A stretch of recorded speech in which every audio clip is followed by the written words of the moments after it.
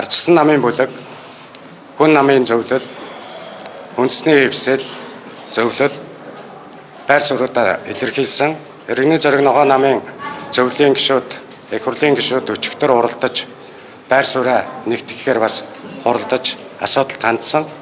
Ингээ иргэний зориг ногоо намын албан ёсны байр суурийг та бүхэнд илэрхийлье гэж бодож байна.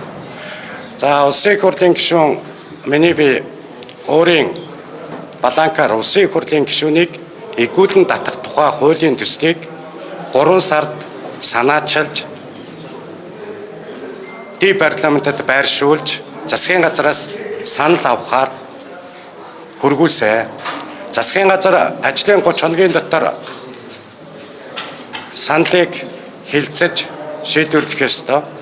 Ингээ ажлын 30 хоног буюу амралтын өдрүүдийг хасаад ажлын 30 хоног нь өчигдөр 14-ний өдрөөр дуусгар болж байгаа. Бас засгийн газар өнөөдрийн уралдаараа хэлцэх болов гэж харсан хэлцээгүй юм шиг байна. Ямар нэг санал бол өгөхгүй байгаа. Тэгэхээр улсын их хурлын гишүүдийг хариуцлагатай байх игүүлэн татах тал дээр байр суурь бол иргэний зориг ногоо намын хувьд сонгогчдын өмнө игүүлэн татах асуудлыг шийдвэрлэдэг эрх зүйн зохицуулт байх нь зүйтэй гэж үзэж байгаа. Гэхдээ Монгол улсын ерөнхийлөгчийн өргөн барьсан улсын их хурлын гишүүнийг игүүлэн татах тухай хууль дээр маргааш иргэний зориг ногоо нам санал өгөхдөө хэлц хэсэгтэр нь дэмжихгүйгээр саналаа гаргана. Яагаад гэвэл хэтэрхий өргөн хүрээнд улсын их хурлын парламентын бүрэн эрхийн хүрээнд цэц болон ёс зүйн асуудал гэх мэтээр дээрэс нь эргүүлэн татагдсан гишүүний ардах дараагийн гишүүн хэн байх вэ гэдэг асуудлыг зохицуулаагүй гэж үзэж байгаа учраас энэ хуулийг хэлцэх хэсэгтэр дэмжихгүй гэдэг улс төрийн шийдвэр гаргаснаа та бүхэнд бас илэрхийлж байна. Өнөөдөр Монгол улсын их хурлын ерөнхий нарийн бичгийн дарга үлзий сайхан танаа гэдэг хуулийн төсөл өргөн мэдүүлэх тов тухай гэдэг бичгийг хөргүүлсэн улсын их хурлын гишүүнийг игүүлэн татах хуулийн төслийг улсын их хурлын даргад өргөн мэдүүлэх товыг тогтоож өгнө гэдэг бичгийг өнөөдөр үлзий сайхан дарга гаргаж явуулсан байгаа. Энэ хүрээнд бид нар бас хуулийн төслөө үргэлжлүүлж явах болно гэдгийг бас илэрхийлж байна. Ерөнхийлөгчийн өргөн барьсан хуулийн төсөлд агуулгын хувьд адилхан байгаа учраас нэгтгэхэд явъя гэдэг саналыг ер нь та бүхэн өгүүлсэн. Уг нь тийм саналыг бол ярьж үзээгүй шийдсэн.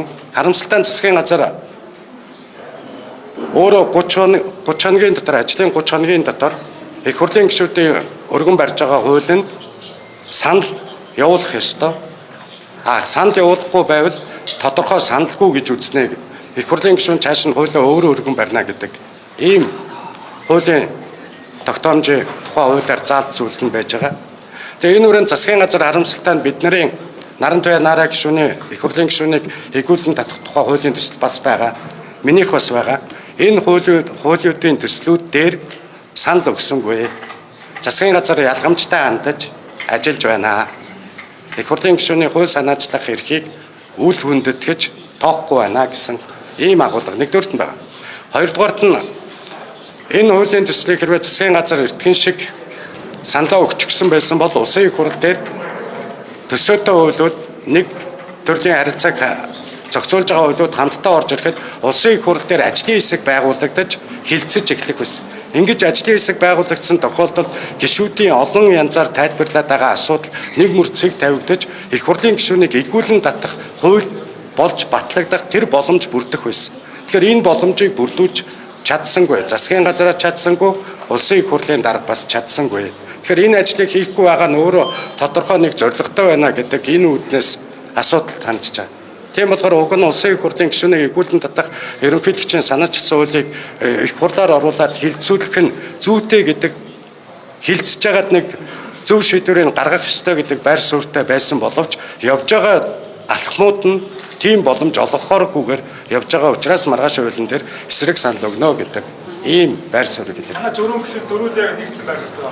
Манай их хурлын дөрвөн гишүүн дөрүүлээ улс төрийн намын улс төрийн шийдвэрийг дагаж энэ бол парламентын асуудал, улс төрийн асуудал. Энэ бол нам өөрөө баримтлах бодлогоо гаргаж тавьж байна гэдэг ийм асуудал. Тэгэхээр энэ дээр ижлэхэн коноп дарах ёстой. Хэрвээ өөр коноп дарсан тохиолдолд цаашид бид нар улс төрийн дэмжлэг намаас үзүүлэх хэсэг асуудлаа хэрхэн харнаа л гэж үзнэ. Хэд өргөн хүрээнд хэрхэн тодорхойлж байгаа бол ямар заахлууд нь өнөөдөр шаардлагатай. За тэгээд одоо жишээ нь улсын их хурлын үйл ажиллагаанд цэц дураараа оролцдог байдал байж болохгүй. Ер нь энэ 30 жилийн парламентын түүх өөрөө ерөнхийлөгчийн ориг цэцгийн дүгнэлтээр засгийн газрууд асуудалд орж байсан. Ер нь эрх баригч намын дотоод зовлонг шийдэхийн төлөө бид төрийн хуулийн зүйл заалт өөрчлөлтийг хийж болохгүй мал гэж ингэж харж байна. Одоо улсын их хурл дотор олон конопыг цуглуулсан хэсэг нь цөөнхөө дарангуулдаг энэ байдал руу орж болохгүй л гэж үзэж байна. Хэрвээ намууд миний өргөн барьж байгаа хуулиар намууд өөрсдөө хариуцлага хүлээж өөрсдийнхээ асуудлыг өөрийнхөө гэр дотороо шийддэг байх ёстой. Эрх баригч нам нь бусад намуудын дотоод асуудалд оролцдог энэ байдлаа зогсоох ёстой. Энэ бол ингээд завсар зайгүй ардчсан намын 2 жилийн түүх байж байгаа.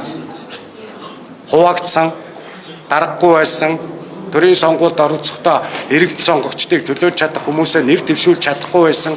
Энэ бүх зовлон бол үүнээс үүдэлтэй. Тийм болохоор парламентыг бүрдүүлж байгаа намууд гэр дотроо асуудлаа шийддэг. Дээрээс нь нэмээд хариуцлага иргэд сонгогчдын өмнө хүлээж чаддаг. Энэ байдлыг бүрдүүлсэн хуулийг их хурлын гишүүнийг эгүүлэн татах тухай асуудал дээр оронд нь энийг оруулах вэ гэдэг асуудал дээр цогцоор нь шийдэж ингэж энэ хуулийн өөрчлөлтийг хийх хэрэгтэй. Улсын их хурлын дарга санаачлаг гаргах хэрэгтэй. Улсын их хурлын гишүүд намуудын төлөөллийг оролцуулж улсын их хурлын гишүүдийг яавал эгүүлэн татах вэ гэдэг энэ санаачлагыг улсын их хурл өөрөө авч хууль болгож батлах хэрэгтэй гэж ингэж байр суурь илэрхийлж байна.